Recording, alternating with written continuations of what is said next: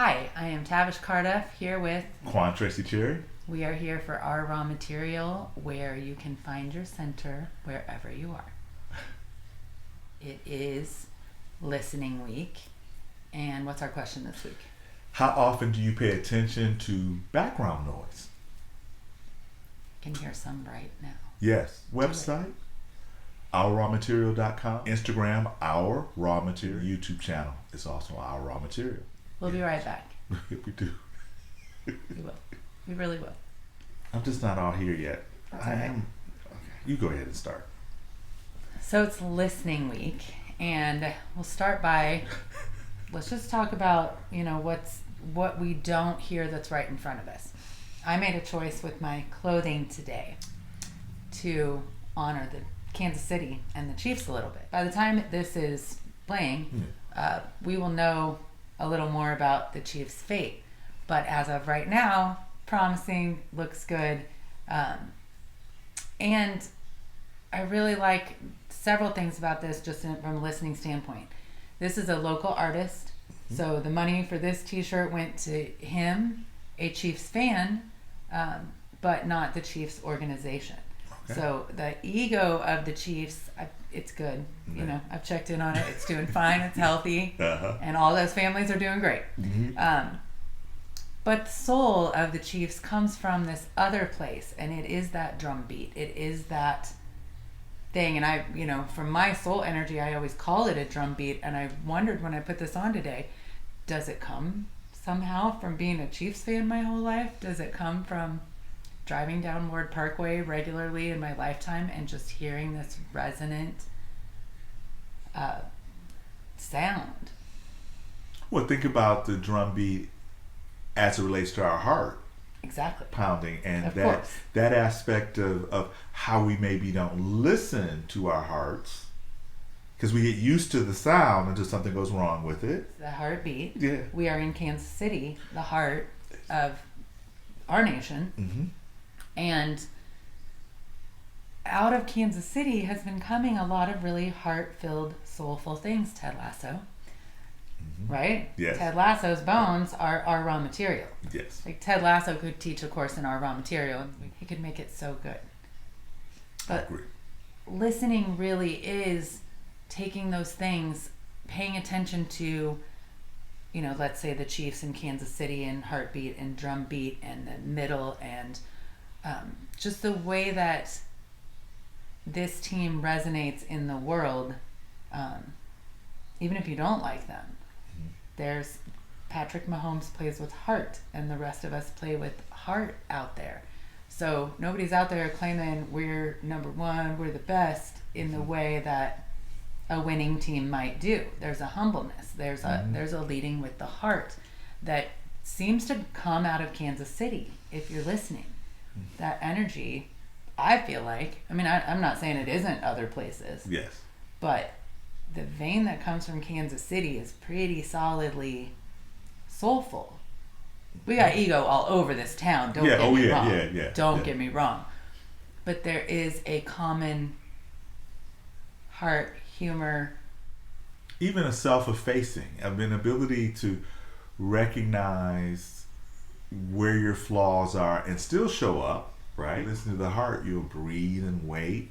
I like the fact that with the Chiefs, he's not just throwing to one receiver all the time. Run out there. Yeah, and you can feel it. There's a playfulness that the heart brings, and he certainly brings it for sure. So when we listen, and that I think you made my point. Mm-hmm. If I break that all down, it's this ability to listen from the soul. Yeah. And to listen from the heart, and to listen to those deeper, calmer places. And Kansas City that's present here. It's available. And do you think my part of it may be, we sometimes are called playfully Cowtown, and so that's moving at our own pace in certain ways. You get to notice the little things that bring your heart more into focus, bring the soul more into focus.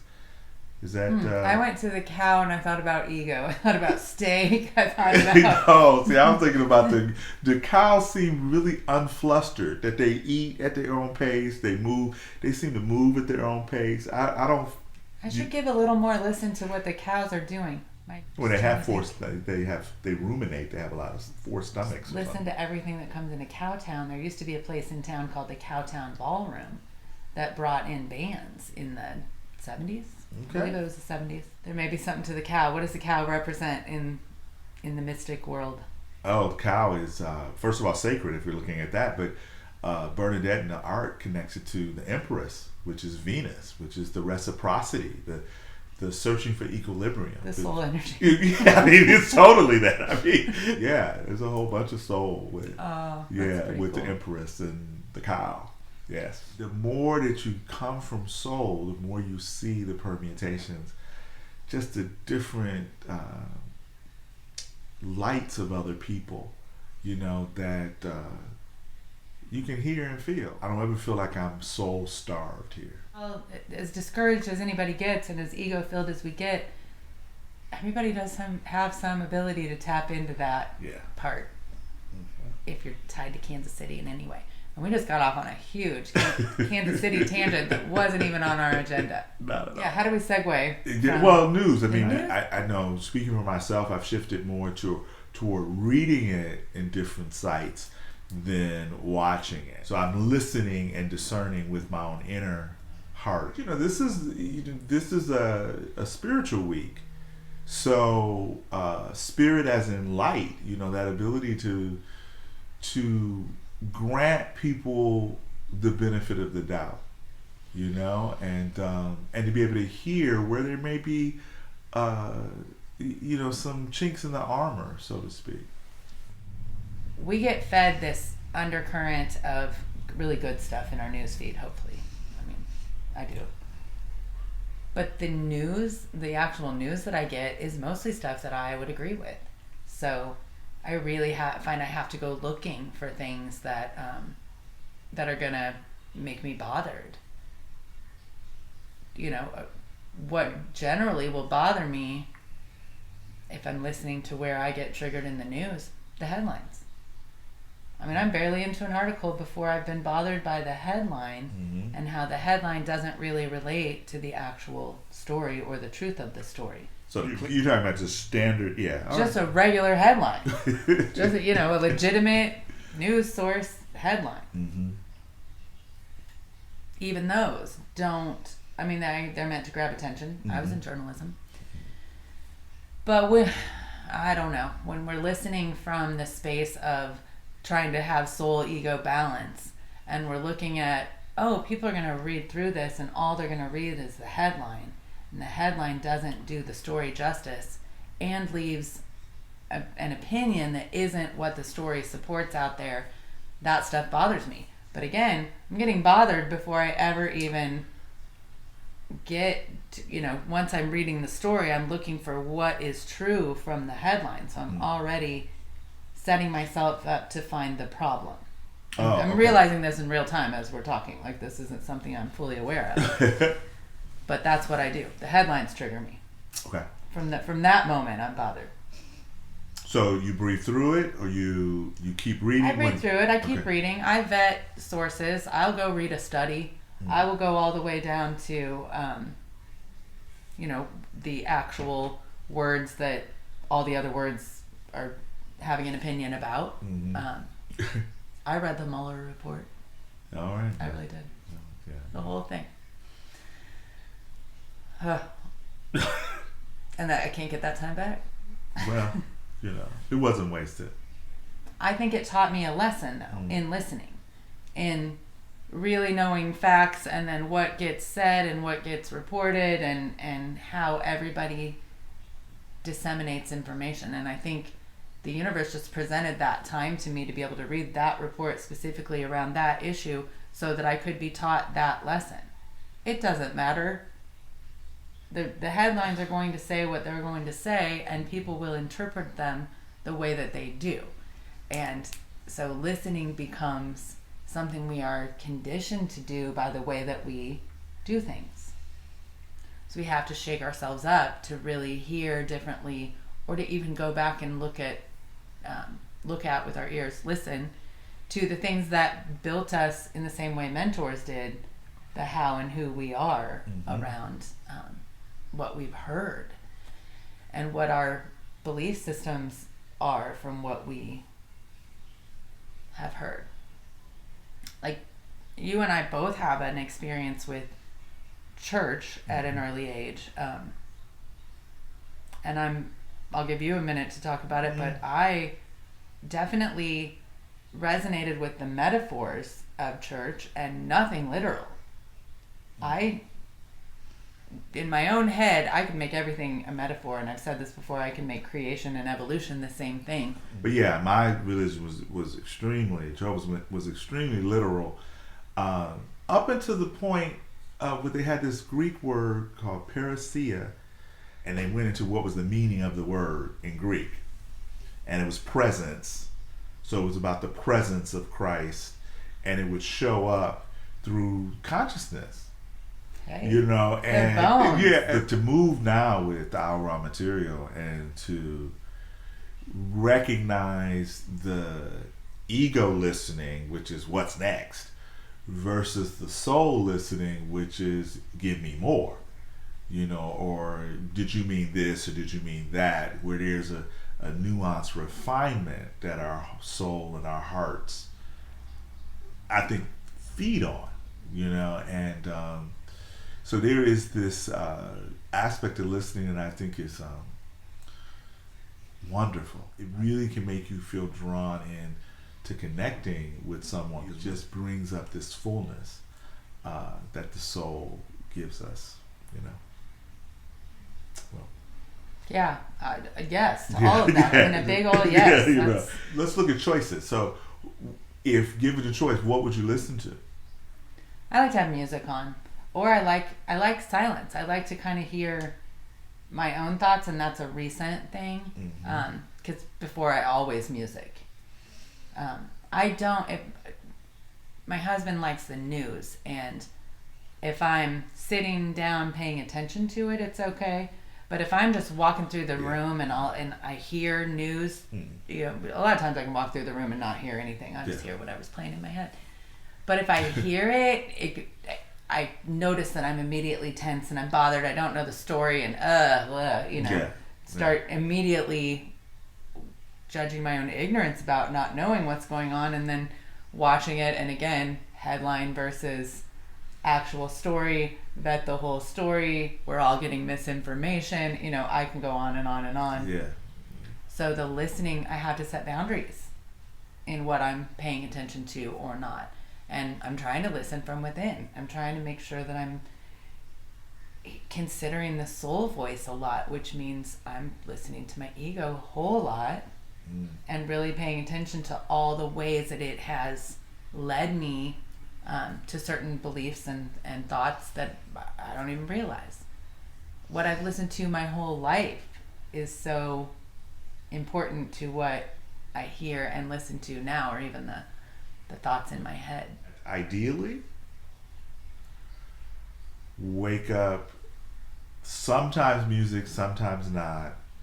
And if I'm doing my contemplations in the morning, the I Ching or whatever, nothing. I feel spirit is about the energy that you are wanting to give out, and then it simultaneously receive to the environment, that here, you know. The exchange. Yeah, thank you. Yeah, I could do the gesture, but couldn't get the word. And so it's, but I think that those of us who are more about silence and sometimes music, do you think that they would edge more toward being a better listener or a good listener than those not? Or I don't know that it makes a difference. Okay. And I even think that people who are deep in thought a lot of times aren't good listeners because they are listening in different levels. I think it's very hard to tell, judging by how a person reacts or how they listen to you, what they're listening to. So unless you've spent some time around a person to really know what they're absorbing, when we think about that, or think about pulling up next to somebody at a light where their music is blaring, and maybe it's a music that isn't your taste, and you're like, how could they do that? They're clearly enjoying it. They're Yes. clearly loving every second of it. Mm-hmm. So we get bothered and triggered at the point where we wouldn't want that, but we don't go into, but they like love that. So I just think it's cool to see where each of us do check in and check out, where we do pay attention and not. My kids think that I don't pay attention to them a lot. Several times when they're talking to me, I'm finishing a thought, I'm doing something, I need to write down what I'm thinking about. There's something I need to do before I can answer the question, because I will lose what I'm doing. Yes. In my own head. They don't understand that at all. They think that's crazy. And okay, that's how it gets perceived. But I can tell you in my own thoughts, I have to put a bookmark in them, remember where I am, and then go answer. If you're on the phone, or if you're doing something else, like, do you make eye contact? Do you look up and acknowledge, or are you just nodding and really the other person's left wondering, like, are you even hearing me? It's unsettling at a base level that it's neutral, but it's still not secure. When someone looks at you and says, I hear you, that feels good. That lack of acknowledgement really leaves you where you don't know. And it leaves you with a feeling like, I don't want to talk to you again, or I'm not going to share this part of my heart or my soul. That's going pretty far away pretty quick right there. It can, if it's a pattern. I think one of the things as you were talking, a compliment that I love to hear is when someone says they can hear the smile through the phone. Oh, that's good. Something like where that there is a way the tone goes that the other person recognizes that not only do they feel heard, but that you're joyous or happy and supportive for whatever is going on. Yeah. Yeah. So definitely. So, how do you see emotions moving into listening week? So emotion is really, we're stirred up. It's the things that our mentors sort of set those triggers in. And listening means, where's the lesson in it? Where's the thing that helps make it an experience that we are going to learn from, not the thing that made us a victim, or the thing that made us very, very upset, or even very, very happy. Just like the whole gamut of emotion, it teaches us that sort of humble, connected space as we are detangling. Yeah, because this is 5 through 8, the detanglers. Yes. Pulling apart. Figuring out what your emotions really are, how you really do feel. And then listening to why you feel that way and how to transform the feeling. And then we'll get into next week, values and ideals, which is what's really important to you so that you can make choices that serve you in your life. I feel our soul gives us more than enough voice and more than enough protection as we pause and breathe and drink our water and keep ourselves in physical alignment of whatever choice. And I just want to reiterate that this is your personal relationship with yourself and with your soul and with all the parts of the glorious, glorious being that we all are. So, hope you heard that. Thank you very much for joining us. We'll be back next week for Values and Ideals. And we thank you again for being here.